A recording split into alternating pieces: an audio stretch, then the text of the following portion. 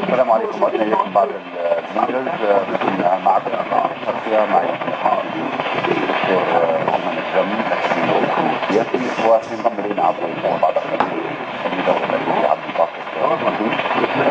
عموما الدكتور أيضا عندنا في واعتقد ان موجه الدعوه الان الى كل من له علاقه بالموضوع لان قريب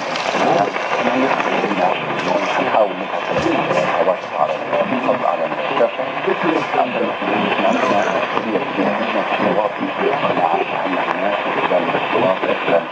معلومات عن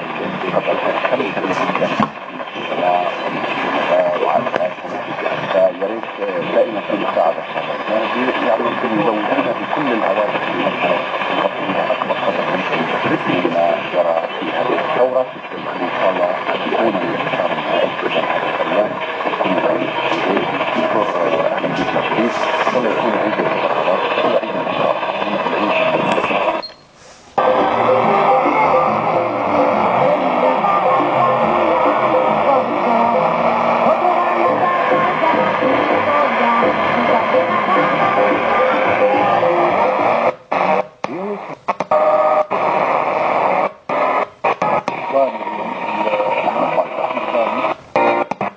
von ihren Karriere, geben sich die Treffer zu optimistischen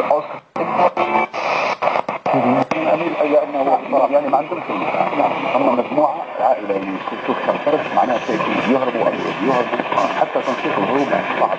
الشعب يبحث عنه يشتغل واحد ولا اثنين ولا جهة أمنية تبحث عنه في زمان. الشعب بالكامل يبحث عنه وجوههم معروفة وتشاهد عليه أسماء يعني من الذي الشرطة تتعرف على كل أعتقد حيبدأ بها. أسأل الله أن يتم فرحتنا في القطار وتكون فرحة عدل. هذه واحدة. لا مرتاح العيد هذا يعني هو عيد والفرحة موجودة والحمد لله في هذه العصر سيساهم ولكن يعني يحوز تنكر طرابلس مدججة بالسلاح يعني نسأل الله سبحانه وتعالى أن يرجع طرابلس ويرجع بنغازي كما رجع بنغازي وغيرها إلى الأمن والسلامة والترحاب والهدوء والأمن وراحة النفس يا رب إن شاء الله. ولكن هذا إن شاء الله لن يكتمل إلا بالقبض على هذا السلاح منتشر مش عارف والله يتخوف منها ولا نعم أنا لازم يردوا الأسلحة بعد لازم أن ينضبطوا ويكونوا حضاريين كما نعهدهم عندما خلاص يعني المعركة تنتهي يجب أن يكون هناك سلاح ولكن في أيدي رجال السلاح الأمن والشرطة والجيش إن شاء الله ولا يكون السلاح في متناول الجميع لأن السلاح قد يؤدي يعني انت تعرف احنا كريمين شويه عندنا حده وعندنا نرفزه احيانا حتى اذا امر بسيط يعني قد يسبب لنا كوارث لا تحمد. لكن احنا نطمن هاي الصوره تو من ان شاء الله اذا كانت جميل ان شاء الله تكون هانية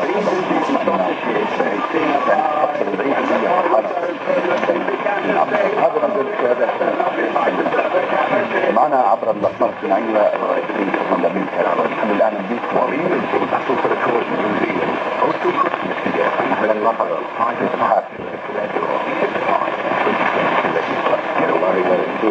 كيف تصف كل هذه الانتصارات وكيف تقبلها؟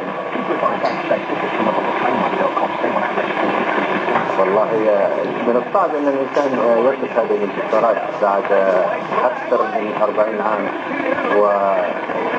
وليبيا ترجع تحت هذا النظام. فاخر مره نعم الشعب الليبي في الانتخابات كان عام 1964. فان يعود الشعب ويشعر بالحريه والعزه والكرامه ويشعر ان هذه البلاد قد عادت اليه بعد ان كان فقط نقيم فيها كأنه نقيم في الهوتيل، أمر لا يمكن أن يصدق حقيقة.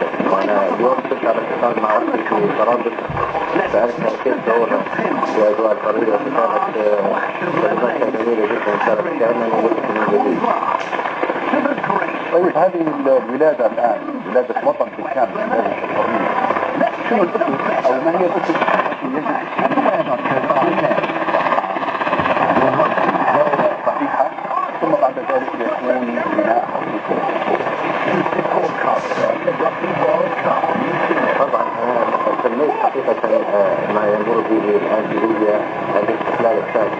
قد نالت ليبيا الاستقلال الأول في بعد الاحتلال الإيطالي، ثم جاء احتلال داخلي احتل البلد واستحوذ عليها وأصبح الشعب الليبي كأنه يعيش مأجورا على حساب الآخرين. فالانتقالة الجديدة مهمة جدا، ولعل أصعب مراحل هي مرحلة ولادة دولة جديدة ديمقراطية مستقلة حرة تحترم كرامة الإنسان وتكون إضافة للإنسانية وليست عبء عليها كما كانت من قبل. ولهذا فإن المرحلة الانتقالية هي من أخطر هذه المراحل. ما ستمر به ليبيا خلال العامين القادمين سيحدد مسيرتها المستقبلية، ولهذا لابد أن نغير كل الاتجاه وكل الجدية وكل التعاون وكل التواصل من أجل أن نبني هذه المرحلة لنؤصل الجذر الديمقراطي في ليبيا ولنؤصل قيم الحرية وقيم الاستقلال وقيم العدالة، وهذا سيكون له الأثر في البناء. وإذا لم نفعل ذلك فإن الوضع سيكون مرتبطا باستمرار، كمان يكون لديه مرض مزمن ليس حادث. يبدو أن فقدنا كثيرا لكن عبر سكايب معنا الآن المدرس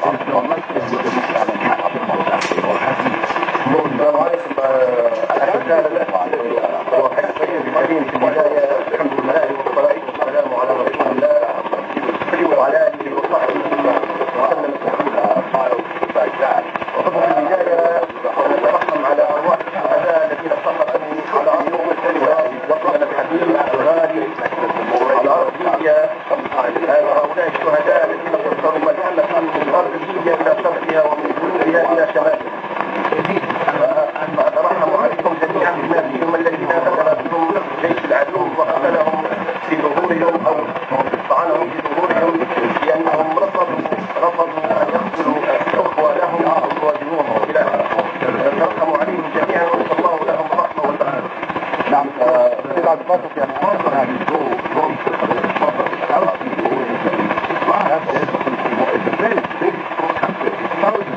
الرسالة لا يخفى عليك أن في تواصل مع شخصيا وأنا شخصيا وإخوتي من ثوار بلجيكا تواصلنا مع ثورة الشباب وثورة 17 فبراير التي يعتبر انطلاقتها وصاحبتها في مدينة البيضاء ثم الخارج يوم 19 فبراير. لقد انطلقنا شباب لقلة عددنا ولقلة الجالية الليبية في بلجيكا، انطلقنا بعض الشباب وبعض الإخوة في انتفاضات يومية ومظاهرات يومية أمام كل مرافق يعني الوزارات والمفوضية الأوروبية والاتحاد الأوروبي سفارة النظام الحكام تحت النظام، وكنا نستنكر هذا العمل الإجرامي الذي حدث في بنغازي. وانطلقنا وحاولنا بقدر الامكان ان نحن نكون وحده ونلملم قوانا ونكون في وحده وفي لحمه وطنيه من اجل بلادنا. قلة عددنا ولله الحمد والمنه قد تمكنا وتابعنا الموقف والحدث وتمكنا وجاهدنا بما ما نملك واستطعنا بعون الله سبحانه وتعالى ان نقدم شيء لاخواننا في ليبيا. وهذا شيء كان ملموس وكان له اثر ايجابي عندما استقبلنا اعضاء المجلس الانتقالي في ثاني زياره لهم لاوروبا بعد ان قابلوا رئيس الحكومه رئيس الدوله الفرنسيه ساركوزي، فانتقلوا من بعد فرنسا انتقلوا الى بروكسل وكنا في استقبالهم وكان الامر عصيب وكان الامر صعب جدا لان نحن نوفر لهم كل الحمايه ونوفر لهم المواعيد مع رئيس البرلمان الاوروبي ومع رئيس الحكومه البلجيكيه ومع المفوضيه الاوروبيه ومع كاترين اشتون، ولكن وبحمد من الله وفضله ودماء الشهداء الذين سقطوا قد تمكنا بفضل الله وبفضل اللحمه الوطنيه التي كانت هنا في بلجيكا. واقصد هذه اللحمه الوطنيه والله الذي لا اله الا هو لم اكن نعرف تراث ليبيا كله اهلي. لقد قابلني في بلجيكا من جالي من بني غازي من سبها من الشاطئ من السيعان من كل قبائل ليبيا من الجبل للمفراتة وكنا لقمه واحده ولله الحمد. وهذا هو المطلوب يعني المطلوب ان كل الذين يتوحدوا في لحمه وطنيه واحده سواء في الداخل او في الخارج. بالنسبه لرسائلكم ربما الذي في الخارج يرى بمنظور اخر غير الذي في المعركه الداخليه، ما هي الرسائل التوحيد في اعلى؟ نحن اخي خالد كنت اسمعكم من ضيف بكرين تتحدثون على المجتمعات الغربيه وهي لا يضبطها لا دين ولا عادات ولا تقاليد ولا بعض الاساس ولا لغه. هناك المثل لا يعني يكبر من بلد بلجيكا. انا في بلجيكا اكثر من 20 سنه ولكن بلجيكا فيها 3 شعوب ويتكلمون 3 لغات وبلد موحد في بعض المشاكل السياسيه في بعض الاحداث بينهم لكن يعني في اطار الديمقراطيه في اطار المكان الديمقراطي في اطار الاعلام في اطار البرلمان في اطار الديمقراطي القانوني لا يتعدون. ما احد يتعدى على احد ولو كلمه جارح ممنوع ولكن البلد ماشي ما عندهمش اي مشكله يعني. وهذا انا شخصيا يعني ما في اليوم من الايام اللي محتاج وزير او رئيس وزراء وقابله او شخص فلان او علان ابدا علاقه المكان بسيط البلديه في كل شؤون الحياه اذا انت الطريق في اي شيء تذهب الى البلديه التي تقصد فيها تاخذ لها مستلزمات كلها واوراقها وفي هدوء وفي نظام كامل لا وقانون. يعني عبد الباسط بهذا المثال يعني نحاول نقول بان هذا المثال يختصر لكن بهذا المثال نحن لدينا روابط اكثر من هذا المثال واقوى واشد ويعني تواصل كبير جدا في كل شيء يعني نستطيع ان نحقق المثال الافضل. اكيد نحن سعى لفظه تربطه. اخي خالد ليس انا من يقول هذه الثوره خرجت بكلمه لاعلاء كلمه الله ان تكون كلمه الله هي العليا وكلمه الشيطان هي السفلى. فثوارنا البواسل ومجيدنا مشاوس خرجوا ليقولوا الله اكبر لا اله الا الله والله اكبر ولله الحمد. لم يقولوا ينادوا باسم فلان ولا علان نادوا باسم الله فنصرنا الله. نحن هنا سوف توحد. انا امل بمستقبل مشرق في ليبيا. انا منذ اشهر كنت في ليبيا وقابلت عده من الشباب 17 18 سنه 19 سنه 20 سنه كلهم يتحدثون معي عن الكوره والرياضه والكوره يا استاذ عبد الباسط كيف الكوره وكلهم اغلبيتهم شهدت فيهم ولله الحمد كنت عندي ارى ان لهم مستقبل باهر ومستقبل باهر. نحن سوف نوحد الصفوف من اجل المستقبل في ليبيا سوف تكون بلد موحد. ليبيا سوف تكون بلد تشريع الاسلام وهذا لا ليس فيه مختلف. Het lot en het oude behaagd dat elkaar zou aantreffen in het bos. Toen ze juist klaar was met haar offer en diensten voor zijn hemel. أنا عندي معلش دقيقة أو دقيقتين في الأمر الامر يعني. انا اتكلم باسم الان عائله تنتوش ومجاهديها الشرفاء الاحرار الشيخ علي بن تنتوش وصالح بن تنتوش الذين سطروا ملاحم الجهاد ضد الغزو الايطالي. فان كان لنا في العائله شخص او شخصان او ثلاثه اساءوا لاسم هذه العائله، وارجو من اخواني الليبيين في كافه ليبيا الحبيبه الا يلومونا. ربنا لا تؤاخذنا بما فعل السفهاء منا، نحن بشر وكلنا نخطئ. ان اخطا افراد في حق الشعب الليبي باسم هذه العائله فانا خاطبني اكثر من شخص من العائله وقال لي تكلم باسمنا، فنحن محرجون ونحن زعلانون كثير من هذه الاعمال التي قاموا بها.